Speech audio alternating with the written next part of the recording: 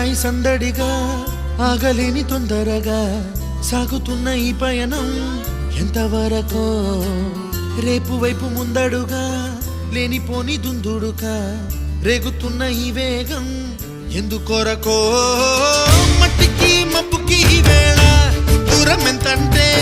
లెక్కలే మాయ